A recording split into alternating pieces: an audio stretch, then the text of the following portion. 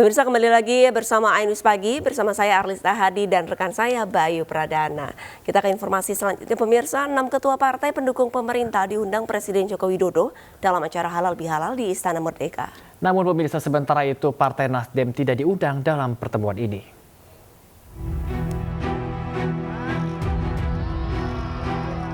Presiden Joko Widodo mengundang Halal Bihalal 6 ketua umum partai politik ke Istana Merdeka Selasa malam. Pertemuan yang berlangsung selama 2 jam ini dihadiri ketua umum partai politik pendukung pemerintah seperti Megawati Soekarno Putri, Prabowo Subianto, Airlangga Hartarto, Muhaimin Iskandar, Zulkifli Hasan, dan Muhammad Mardiono. Menurut Ketua Umum Partai Gerindra, Prabowo Subianto, dalam pertemuan ini Jokowi membicarakan perkembangan ekonomi Indonesia ke depan yang berpotensi menjadi negara dengan perekonomian keempat terbesar di dunia. Intinya kan Lebaran ya, kemudian beliau menyampaikan perkembangan terakhir bidang ekonomi, ramalan semua negara besar, ramalan World Bank, IMF, semua bahwa Indonesia benar-benar punya potensi benar-benar untuk menjadi negara maju, ya. Bisa sekarang kalau tidak salah GDP kita sudah 1,5 triliun, ya. Diperkirakan sekarang ekonomi kita sudah ke-16 ya, terbesar, dan diperkirakan kita sangat mungkin bisa menjadi ekonomi keempat terbesar di dunia. Ya, tentu sekait silaturahmi halal bihalal, ini adalah partai-partai pendukung pemerintah. Dan tentu dibahas mengenai tantangan-tantangan, capaian-capaian pembangunan dan tantangan-tantangan ke depan. Nah, itu yang dibahas dalam pertemuan tadi. Itu ada pembicaraan ya Pak terkait dengan koalisi besar. Koalisi besar seperti apa Pak? Ya, ini kan udah besar. Mau lebih besar lagi kemana? Secara resmi nih Pak. KIB dan KIR gimana KIB Pak dan kelanjutannya? Ya, ini masih dalam pembahasan. Dan tadi kita tidak bahas spesifik mengenai itu, tapi lebih kepada tantangan-tantangan perekonomian ke depan yang juga sering disampaikan oleh Bapak Presiden terkait dengan juga tantangan terhadap middle income trap. Jadi kita mempunyai pemahaman yang sama. Sementara itu, partai pendukung pemerintah lainnya yakni Nasdem tidak diundang dalam acara Halal Bihalal di Istana Negara. Tim Liputan iNews melaporkan. Ketua Umum Partai Gerindra Prabowo Subianto menemui mantan Wakil Presiden Republik Indonesia Yusuf Kala di kawasan Kebayoran Baru, Jakarta Selatan. Namun belum diketahui apa yang dibahas dalam pertemuan tersebut.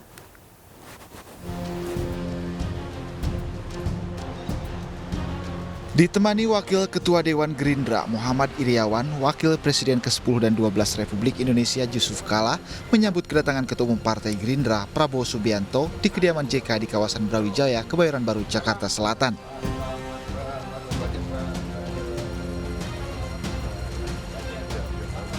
Sebelum menggelar pertemuan secara tertutup, Yusuf Kala pun sempat berbincang-bincang dengan Prabowo Subianto.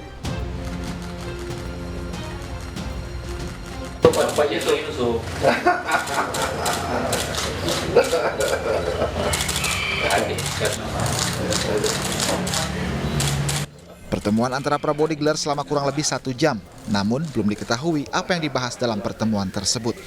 Tim Liputan iNews melaporkan. Pemirsa, kasus viralnya berita tentang bisnis dan monopoli di dalam penjara yang diungkapkan aktor Tio Pakusadewo langsung ditanggapi oleh pihak Kementerian Hukum dan HAM. Wakil Menteri Edward Syarif Hairaj membantahnya seluruh informasi tersebut.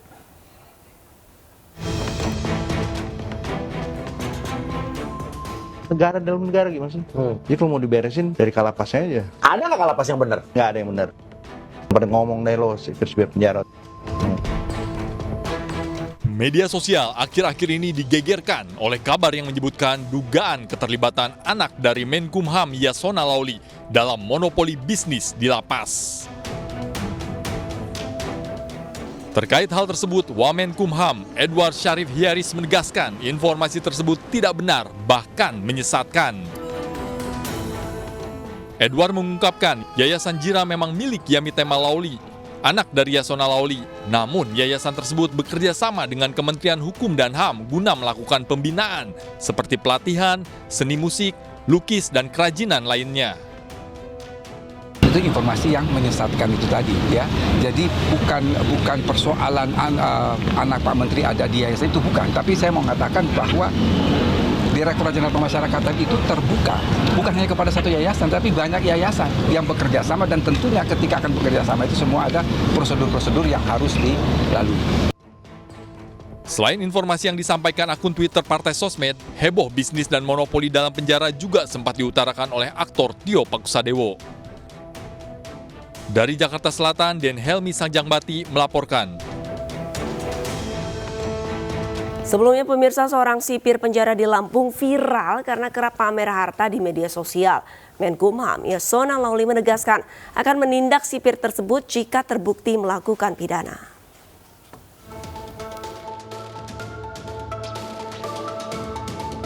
Menteri Hukum dan HAM Yasona Lauli menanggapi terkait seorang sipir penjara di Lampung yang viral di media sosial karena pamer barang mewah yang tak sesuai dengan gajinya. Salah satu akun media sosial yang menyoroti sipir tersebut adalah @partaisosmed. Sipir itu bernama Dawang Delvi dan bertugas di Lapas Raja Basa. Dalam postingannya, akun ini menyertakan foto sipir yang tengah menunggangi motor gedenya.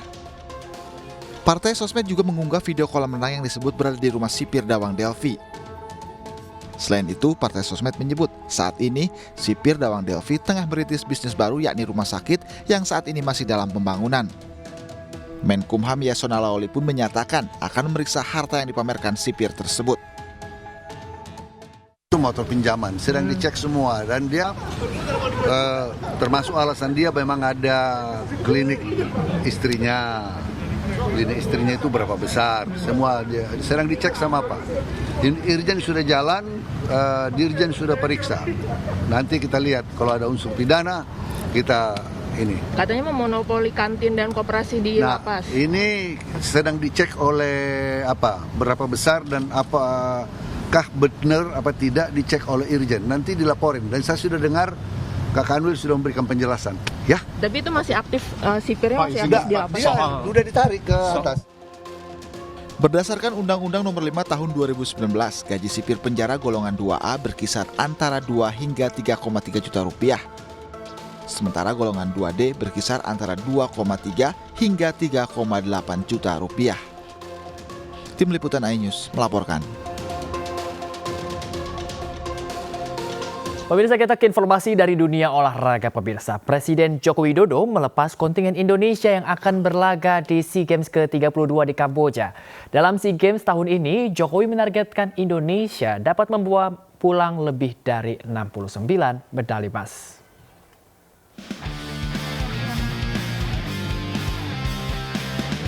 Presiden Joko Widodo melepas kontingen Indonesia yang akan berlaga di SEA Games 2023 Kamboja pada 5 hingga 17 Mei mendatang. Momen pelepasan ini juga dihadiri oleh Menteri Pemuda dan Olahraga Dito Aryo Tejo.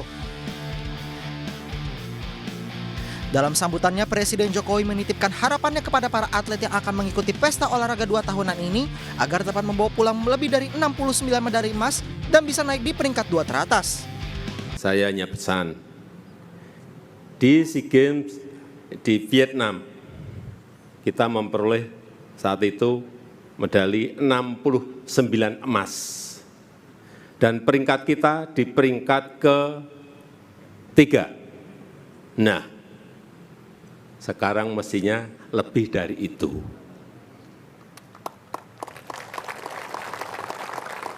Saya minta emasnya di atas 69. Peringkatnya juga di atas 3. Pilihannya hanya ada 2, peringkat 1 atau peringkat 2. Atlet kontingen Indonesia ini nantinya akan berangkat ke Kamboja pada 4 Mei mendatang. Dari Jakarta, Tim Liputan iNews melaporkan.